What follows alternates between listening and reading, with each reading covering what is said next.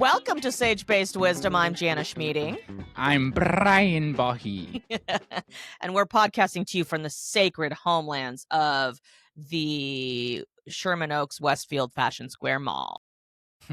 Today, we'll be giving you, our listeners, some advice cultivated indigenously from our backgrounds in handmade soaps and breve lattes.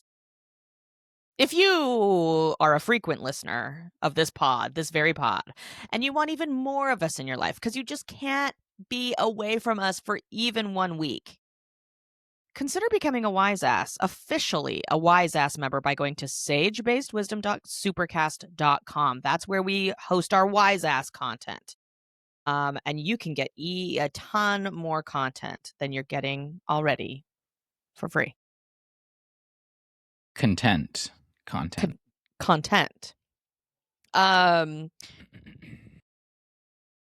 Bri, I have something to get into right off the bat. This kind of relates to our previous episode about owning a dog. I woke up this morning, opened TikTok as I usually do. Because I need that a beautiful first part of the day, just right into the soch. I need that blue light shining in my eyes to really jolt me awake. What time are we talking? What time did you wake up? You don't want to know. I woke up at 9:30. I really let myself sleep in. It's 11:11. You woke up at 11 a.m. right when we were supposed to start? No, I woke up I think I woke up at 9. I set my alarm for 8. I set my alarm for 7. Woke up at 8. Why? Because I try to get up early. There was a period, I would say up until about 2 weeks ago, I was getting up at 7 regularly. Saturday? Every single day. I secretly am that person. You kind of are. It's the glasses. It's the glasses. Okay, so wake up at 8, go back to bed. Wake up at 9. I'm like, all right, I actually need to get up now. So I open TikTok. What do I see? But this? Your heart beats quietly in your chest without ever worrying about anyone else. Your life stays exactly the way you arranged it. Safe, predictable, yours. But if you do get a dog, you are making a decision that changes everything. You are saying yes to mud on the floors, fur on every piece of clothing you own, and a creature that will reorganize your entire sense of priority without asking permission. More than that, you are making one of the bravest decisions a person can make, because you already know how this ends. You know that dog will not live as long as you. You know that one day you are going to have to say goodbye to something that loved you more completely than most people ever will. And you say yes anyway. That is not naivety. That is courage. The real question this forces you to answer is the most important one any of us ever face. Is it better to live a safe and quiet life where nothing can hurt you, or a loud and messy life full of a love so big it will one day break your heart completely? Every single person who has ever had a dog already knows the answer. You have two choices. Brian! And I was like, oh my, I'm like, I need to get out of bed and go to the dog shelter immediately. So now you have a dog. So I have a dog now. Wait, okay, hold on. Okay, first of all, I would argue that that's any animal. I agree. Second of all, if you sent that to my boyfriend Steve, he would fucking sob, because almost every other day, Steve is like, my straight man boyfriend is like, someday our cats aren't like Shazi's not gonna be like, he's like, I can't bear it. He like cannot handle it. And it's so intense, it makes him cry. Like he cries about it all the time. Oh my god. It's so I'm gonna unbearable. send you that video so you can send it to Steve. Okay. It's so no, it really is devastating. Okay, and I actually journaled about this because of this video.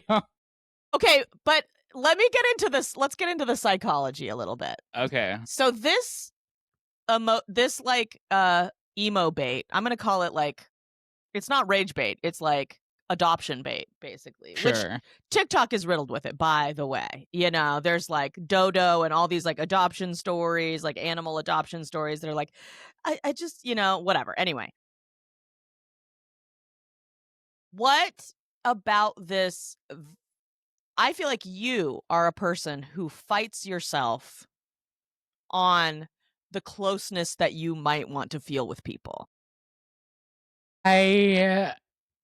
I think up until recently that was very much the case. So you've turned a corner and now you're like, oh my God. I've turned a corner and now I'm only opening myself up to people. But I think the thing that what really got me going on this video was the part about like, you don't want an animal because you don't want your floors to be messy. You don't want like all this unpredictable shit happening. Sure. And then you get a dog and you're kind of, you know, your priorities change. And that really jumped out at me because I love to feel like I have some sense of control over my life. But to choose this thing where it's like you don't, and you kind of have to like make decisions on, you know, a daily basis that like really throws you off like what you feel like you had planned. That was really something. Appealing. That was something. That was appealing. It's appealing because it's like it forces me, it knocks me out of like my head in a way, which I think I like to do. Absolutely. Well, it also gives you a sense of, it gives you responsibility. It gives you accountability to something. Like you have to take care of this thing. And it loves you for it. Like it like genuinely appreciates being taken care of. Right. But then as I was journaling, I was like, I think I am my own dog. I'm the one who's actually kind of like tracking in mud. I'm the one like doing all this dumb shit, but I'm also the one that has to take care of myself at the same time. So maybe I'm fulfilling my own need for a dog. And then this is the last thing I'll say about it is I don't agree. Okay. Go ahead. When I was a child, I had a dog named Cody with a K. Australian Shepherd. So loved me and my immediate family was a nightmare to anybody else. Like strangers, cousins, he would bark and he would growl and he was actually like scary and intimidating. Whoa. But he loved me. And he was like the coolest dog ever. And I think I had him for maybe 2 years. And then once we moved like out of Phoenix proper and into like this like rural area where he no longer was like enclosed really, he ran away. He ran away? I think he either ran away. Our theory is that because he was not spayed or neutered, he ran off with another dog who was in heat. In the process, he probably got like attacked by coyotes or something. You gave Cody the res life he craved. And honestly, I'm just repeating what my parents said, but in my head, I was like, no, he's out there. He's traveling. He's on a train. Okay, your parents told you that he ran away. What if he got hit by a car by one of them, Brian? If they believe that? You believe that he ran away? And you to this day still believe it? Fuck. You're No, I can't handle this. They knew you couldn't handle it then, which is why they told you he just ran away. Dogs don't just run away, bro. And this is why I don't think I can ever get another dog because Cody really, no one can replace Cody. Of course no one can replace Cody. Of course no one can replace Cody, but you're not getting a new dog to replace Cody. You're getting a new being that you get to practice this same like a sense of affection with a new thing. You know? Yeah. It's not a replacement, and it's not going to be the same as Cody either. Like this dog is going to be completely different personality, a completely different like you could get a dog like my friend Bridget Boyle, friend of the pod. Mm-hmm. She adopts dogs. She adopts bad dogs, naughty dogs, dogs that bite, and like little dogs that have like they're like have health issues, like elderly dogs. Like she loves a fixer upper. She loves a sort of a yappy little shithead that like she has to like, you know, that has like very specific needs. And that's just her jam, you know? And like every dog is different, so different. I agree with that. I agree with that. I will also say, in relation to your story, this is why I love my cat Wilma. She's a fucking bitch to literally everyone. She still hisses at Steve sometimes. It took Steve 2.5 years for her to let him pet her. Mm-hmm. And she will bitch out anybody else. She will she'll fucking swipe at people. She's a bitch. But to me, she sleeps on my legs every night. Mm-hmm. She is my queen.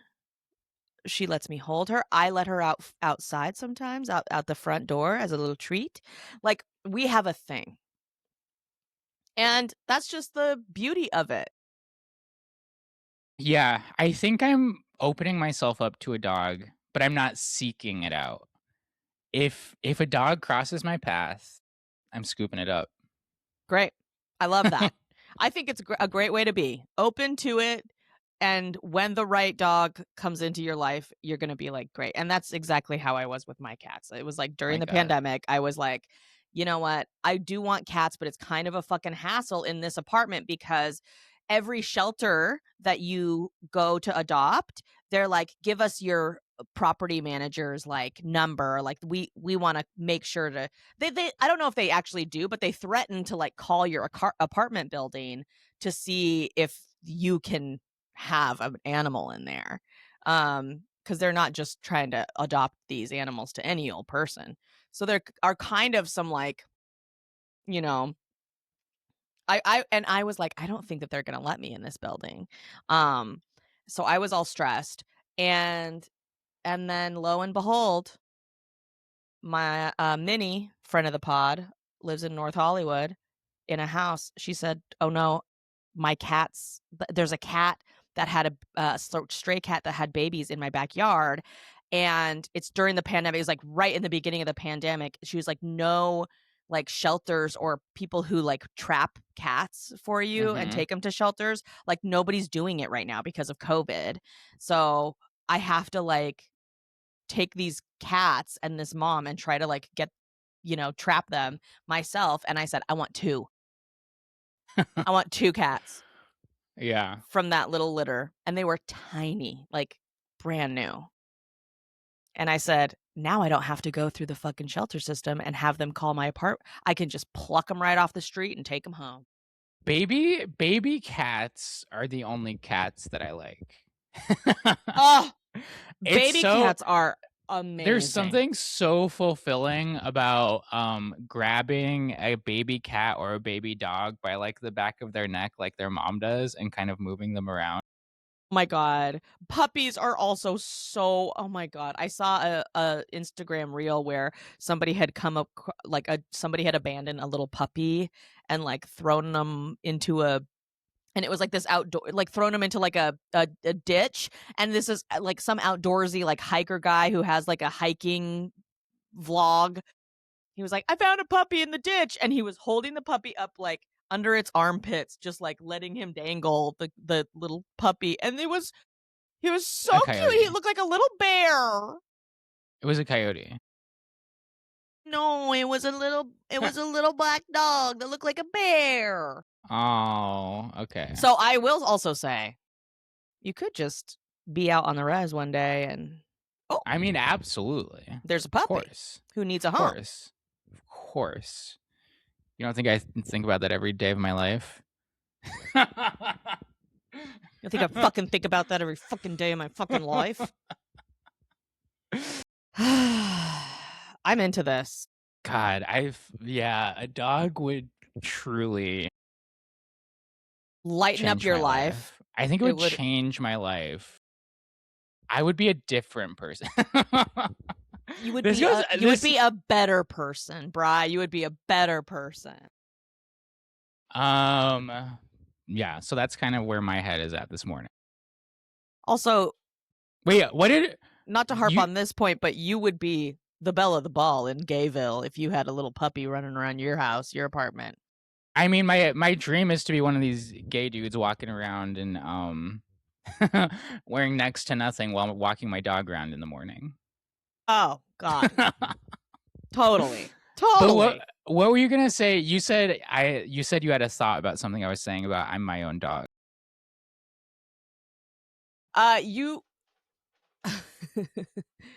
You are, yes, you said you are your own. You said, well, I'm my own dog and I sort of like have to deal with my own mess and like unpredictability.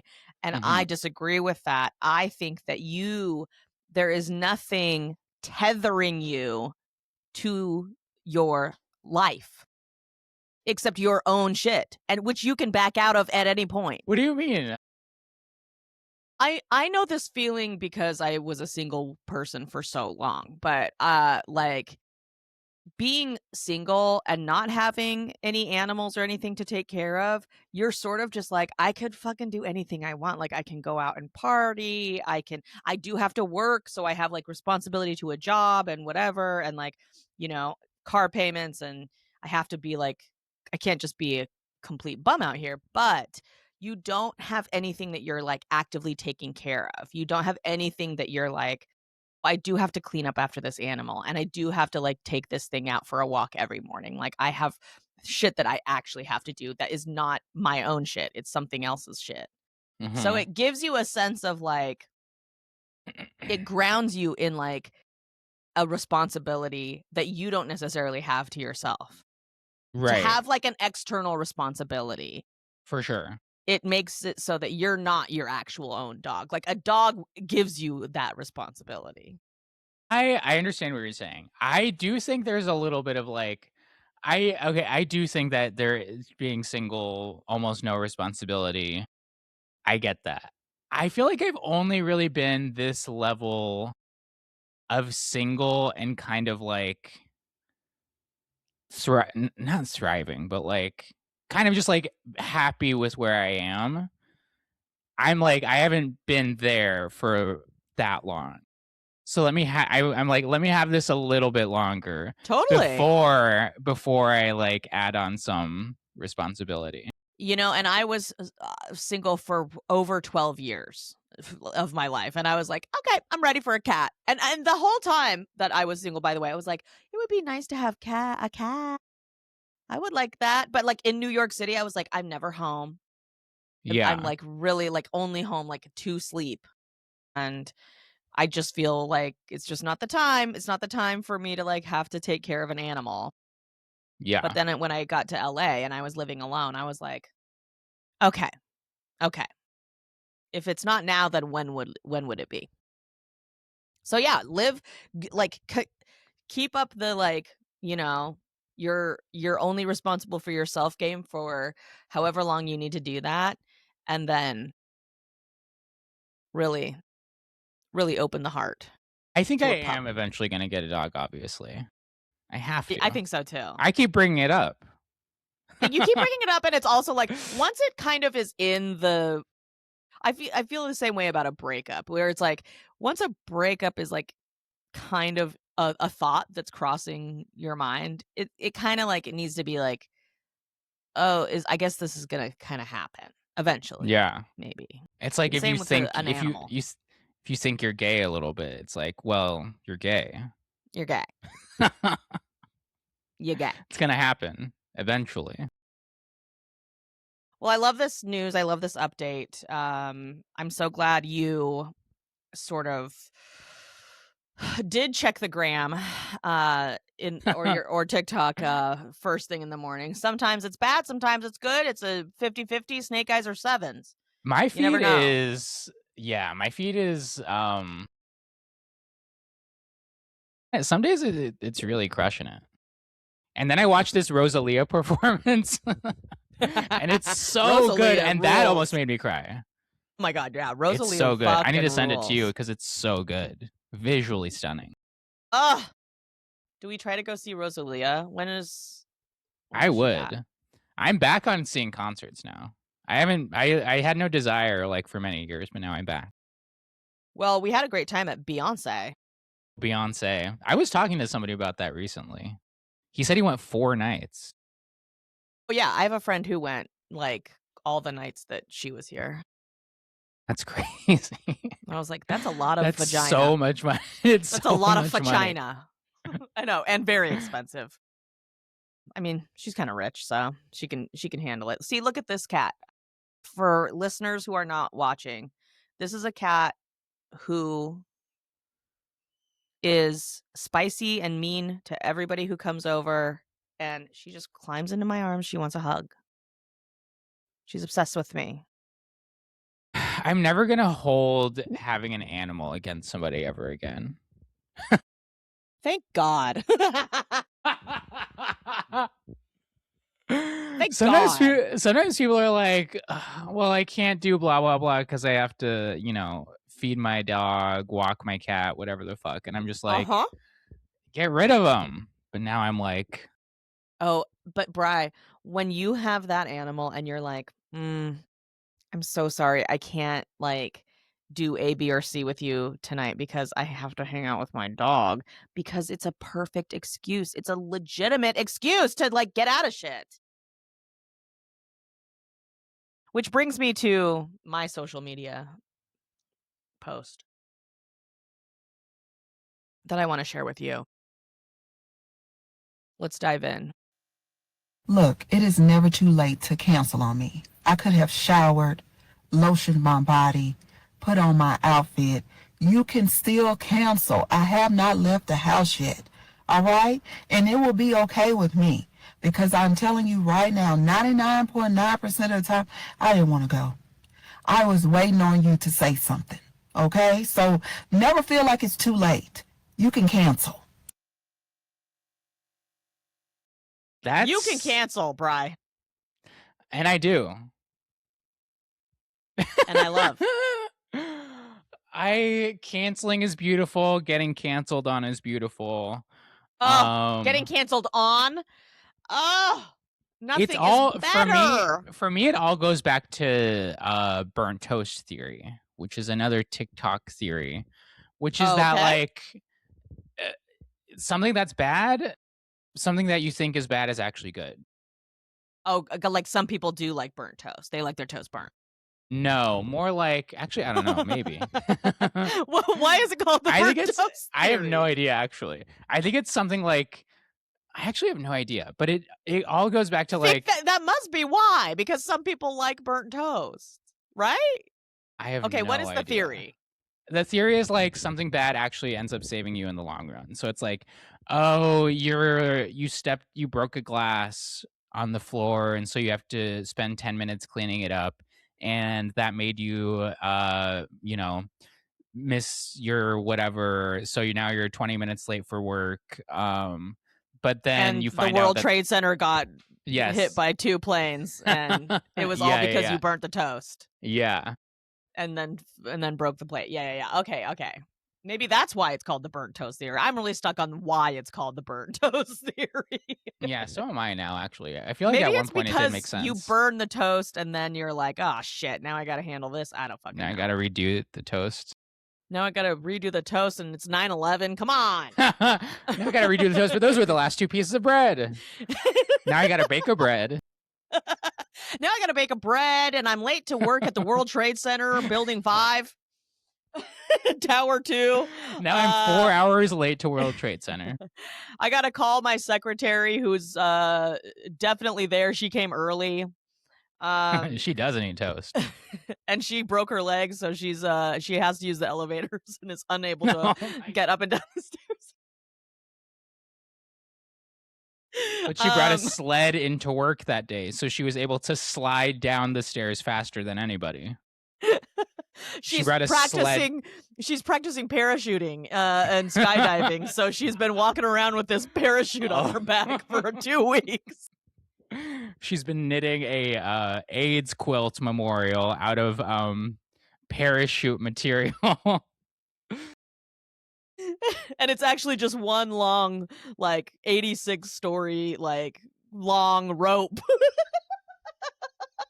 So it's almost like the AIDS memorial rope, really. Anyway. What was I going to say? Oh, yeah. I'm living for a cancel. I live for a cancel. Yeah. Cancel on me, baby. Cancel. Tell me you can't hang out tonight, actually. Don't make me be the one to say I can't hang out again for the millionth time. You cancel on me. Let me stay home. Cancel is good. A cancel feels like when someone when a cancel feels like you got a bouquet of flowers randomly delivered to your home by like a person who's obsessed with you. This is actually okay. So when I'm doing anything, when I'm going somewhere, when something's happening and I have to be somewhere and plans are made, until I'm there, until I'm physically walking in and like see who it is I'm supposed to be there with, I don't want to be there. So I'm in the car driving over. I'm like, I don't want to do this. It could be meeting my soulmate Brian, aka and I still would be like, I don't want to fucking do this. Yeah, sure. But I don't want to do this. And then until I see him with his chest plate on, with his gigantic fucking titties all pointed all different directions. The nipples that are actually not a breastplate, I found out. They are balloons. Whoa. I watched, okay, we're turning the corner from cancel culture, canceling on people, not cancel culture, canceling on people, to Brian, back to Brian Noam. My favorite punching bag. Brian Noam.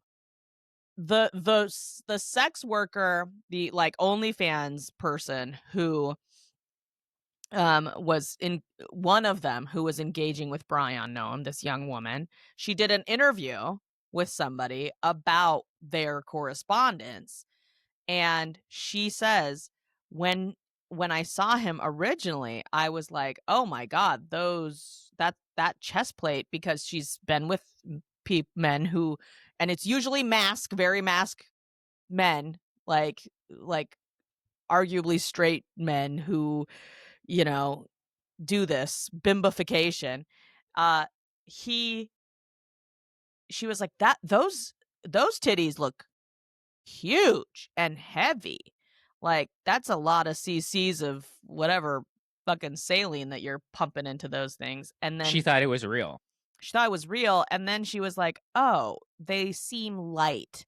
And so she asked him, and he was like, they're balloons. And that's why the nips are fucking going every which way, because he couldn't center the like tag of the balloon onto the nipple area. He just didn't fucking care. That's the sound of the balloon. I can't make the sound balloons make when they're like rubbing against something. Yeah. Yeah. He's wearing balloons. Like regular balloons? Cheap. Yeah, like just blew up a bunch of two balloons and stuffed them in his fucking tank top. What a fucking loser. Get a real chest plate, you dumb bitch. Like, what are you doing with a fucking pair of balloons? I guess it's like so probably funny. easier to hide from your family if you don't have a gigantic, like, size H fucking chest plate. I think that is H cup. something You're into? I think actually that is something I'm into. Huge titties. And you know what? What do you think? I need to know from a gay person's perspective. I need to understand sort of the queer theory around Brian Noam's kink, bimbification kink. You know what? Honestly, I wish I knew. Is it a queer thing? Is it? I mean, I guess it kind of is because you're dressing up as a woman. I literally know nothing about this. I can only hypothesize, but it feels like you're just so you want to know what it's like to have tits. And it's not necessarily about the tits. It's about the bimbo. I watched a YouTube video about it. I did a little bit of research. Okay. Because I'm fucking fascinated, but also, yeah. So I hate the Noams, as you know, my darkest enemies. And the woman who has this YouTube account is like basically a kink specialist. Like she's like a sex and kink specialist. I don't know.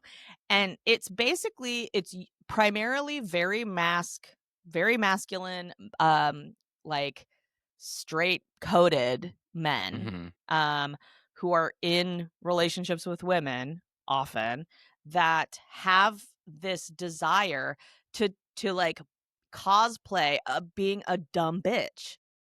Just being a dumb, huge tittied bitch who just like doesn't know things. Like that is the bimbification. I feel like I've talked about this a little bit. It's always the men who are like cannot escape being perceived as like powerful and like high status. Against their almost wishes in a way. Society has thrust upon them this like physicality of like, Absolutely. Oh, there's somebody who's in charge and they're always going to be like, so they crave to know what it's like to just like have no, like totally the opposite of that. The opposite of that being just like only pursued for your huge tits. Like there's nothing going on up in the brains. It's just like, I'm a dummy dum dum. And it also is linked, according to the YouTube that I watched, linked with this other term called barbification, which is similar, sort Barbara of like Streisand. Barbara Streisand. But it's like sort of like you want to live a life like a Barbie, or you want to experience like a Barbie kind of world. That's fascinating. That's like escapism. It's like being a doll, kind of like for sure. Being played with, being seen just to be played with. You're basically objectifying yourself, and it feels good for somebody to be like, yeah, you dumb bitch. I don't fucking know. I have the mentality of it. I a little bit get it. Tell me what you get. Like I want to dive deeper. It's basically just like role playing. You're kind of doing you're cosplaying, but you're cosplaying instead of like this character from like a movie or TV. You're like cosplaying like this type of person that you've like seen in the world or like witnessed or whatever, and you're like fascinated by it and you like want to know more about it. Totally. And here's I think when you relate this back to Brian Noam, okay? Think about sort of his world. He's with a very quote unquote powerful wife, Christy, who has sucked and fucked her way into power. Basically, she's basically a dumb bitch. Like she literally is. Like she didn't graduate from like college. She like got like an honorary degree or like got her GED or some shit. She's just a fucking cheater And she kind of has like climbed her way into power through probably some like some kind of South Dakota nepoism, and then also like just being kind of a dumb, loose bitch. Truly, like, I don't know what does she have? Like, she doesn't really have any like strong skills. She's not that good of a politician. She like has all she used her time as a head of DHS to like embezzle a bunch of money into her company that helps fundraise for her own campaigns. So she's probably like really good at like stealing money from people. And part of her legacy before being fired was going in front of Congress and having literally so many Congress people be like, "You're fucking Corey Lewandowski in that stupid private jet, bitch." And her being like, "No, I didn't." Or she didn't even say, "No, I didn't." She was just like, "That is a rumor, blah, blah, blah." And meanwhile, Brian Noam is sitting right behind her on camera, just like stone-faced. Like, and her entire like Trump sort of run of whatever the fuck she was doing, killing innocent citizens in Minneapolis and brutalizing communities.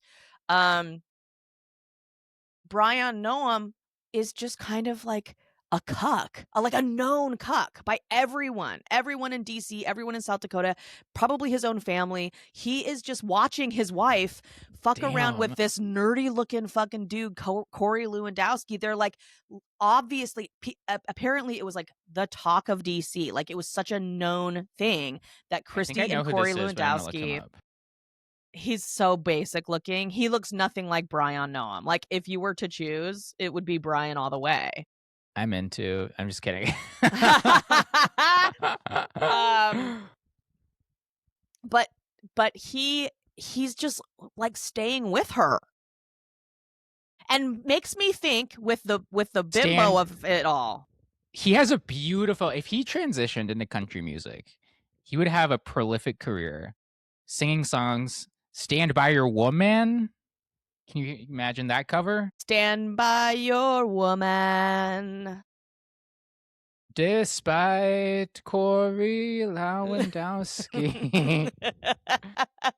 Yeah, I feel like his whole thing is kind of like I can't imagine that he doesn't also have a kind of a kink about watching his powerful wife just like cheat on his ass and stays with her.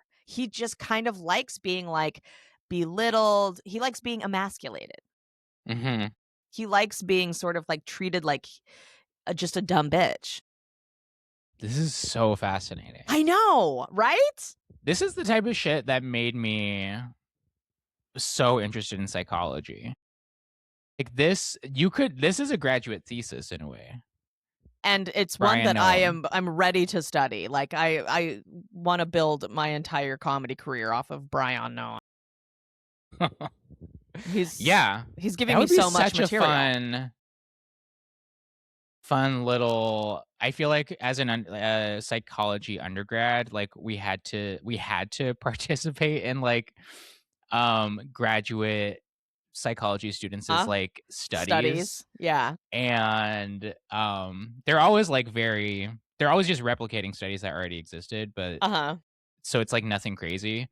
But it would be fun to ask a bunch of undergrads like, hey, can you put these balloons on under your shirt and tell me how it makes you feel. Yeah, on a scale from 1 to 10. Well, and I will also say that, like, you know, I've said this before to you, but like the only times I've been literally motorboated, this is pre-boob reduction. The only times I've been like actually fucking full on motorboated were by gay men. Yeah. In New York. Like gay men who just like were partying, and we were kind of like I didn't, and none of them I didn't know any of them. They just came up to me and would be like, crazy. "Oh, mama," grabbing my boobs, and then just go like they own them. That's insane. It's insane. That is truly insane. I don't think I've ever seen a gay man do that. Nor have I. But these may have not been gay men.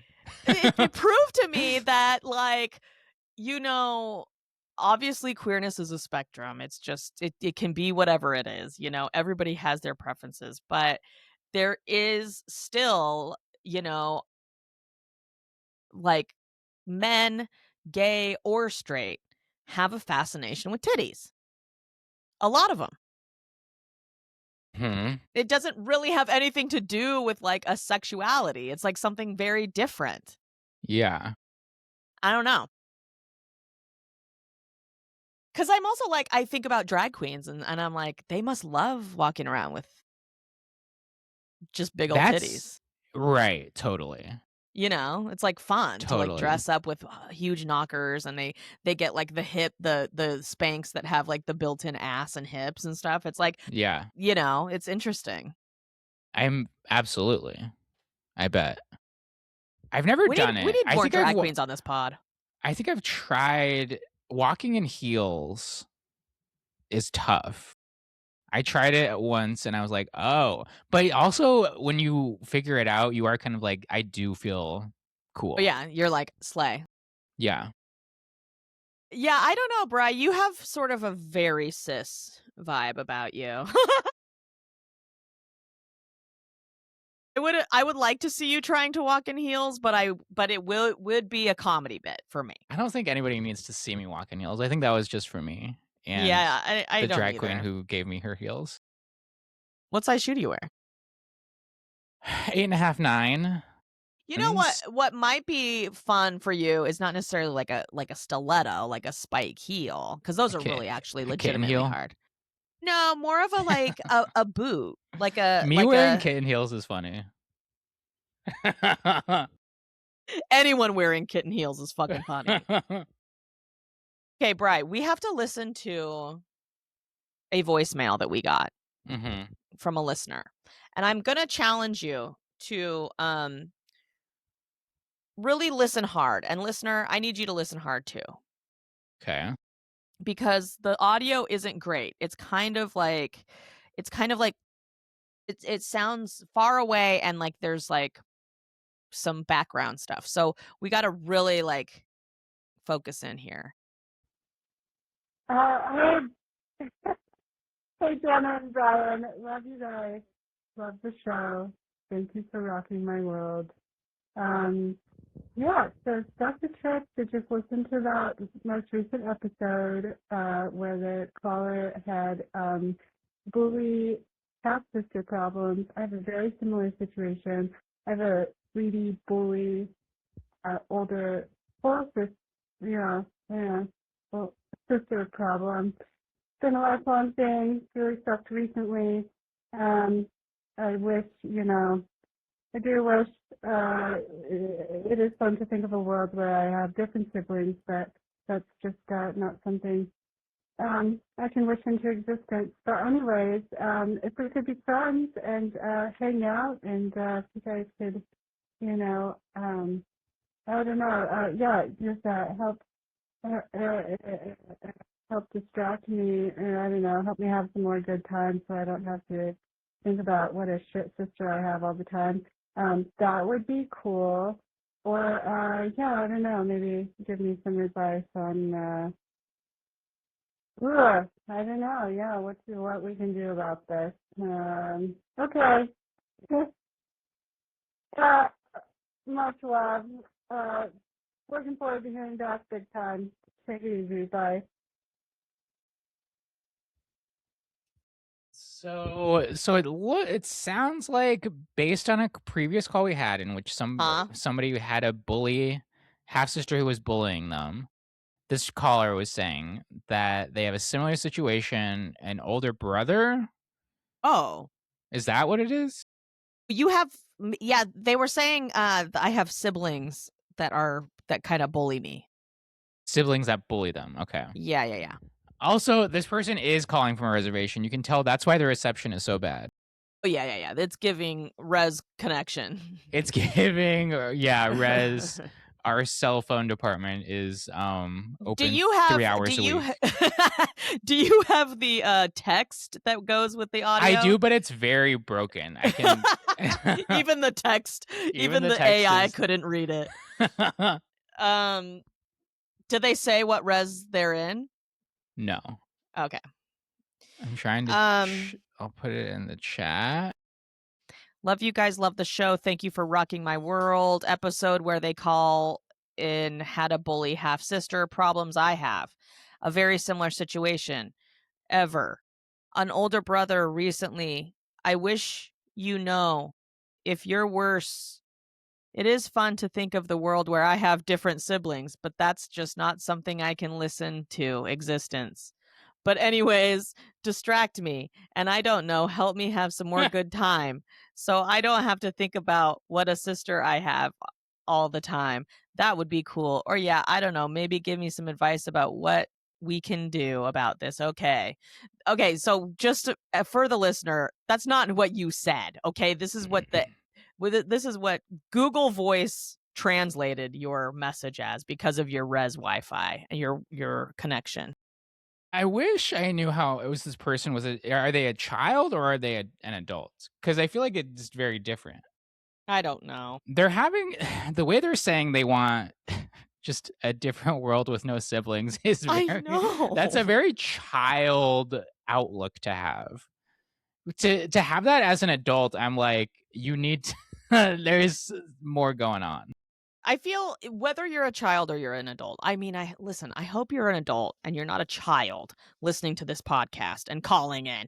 That's my first hope, okay? And I don't want children to be listening to this pod.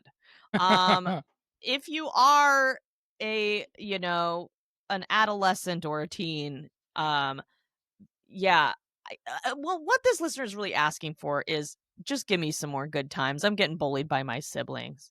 I don't know if it's because what the other person who called in was because they were gay or bi. Remember? They were bi and their siblings didn't, or maybe I'm wrong. I don't fucking know. Anyway, I don't remember. What do we do for this person? I think you just have to throw yourself into your passions. You need to find out really what gets you going and delve into those deeply. Whether it's improv comedy, whether it's why is it always improv comedy? If you're listening to this podcast, you have thought about doing improv comedy, and I'm here to tell you to follow through with that and do that. Yeah, and I'm here to tell you that it's a cult, and choose to be in the cult if you want to, or not. But yeah, I agree with that. Okay, so get into your hobbies and be too busy to be bullied. Is that the point? A little bit, yeah. And then this is a bit of a long con type of answer. But I did see a video recently where it's like, if you were traumatized as a child, as an adult, you should traumatize your parents back. So now that you're fast forward 25 years, your siblings, they're not doing well health-wise. They're in and out of the hospital. They're maybe like, back's gone out, whatever. Here you come along, you traumatize them, you bully them. Now's your chance. In their moment of weakness. Yeah. You kick them while they're down. You flick their ear. I think here's a fun thing to do. I don't know how serious this bullying is, but I guess however serious it is, you could key their car and be like, "Who did that?" You could egg their house. You could egg them and be like, "Who did that?" You could stab their tires with a knife and be like, "What the heck happened to your car?" Most of my vengeance is car-based vengeance, but I feel strongly that there are ways to sort of not prank, but like actually like fucking kick somebody's knees in. You find out who they're dating. You find someone else to cheat on, to get their person they're dating with to cheat on them. Yeah, that's didn't we talk about this before where you're like you plan an elaborate cheating scandal?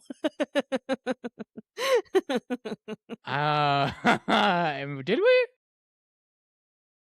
Yes, but I can't remember exactly what it panned out to be. But I do think that like here's some advice that I got in this industry, but I think it's true for all things, including our political moment. A bully isn't going to back down. You got to punch a bully in the face. You got to bully a bully. You got to like you can't just roll over and be like, I'm going to take the high road. A bully only responds to a bully will only back down to somebody who stands up to them. So my advice for this caller is find your form of vengeance. Hit the gym. Enact it. Do your get crimes. Jacked. Get jacked. Do a crimes. And then either say, I did it. Or be like, who did that? Because, what goes around comes around, bitch. Right? Yeah. Right?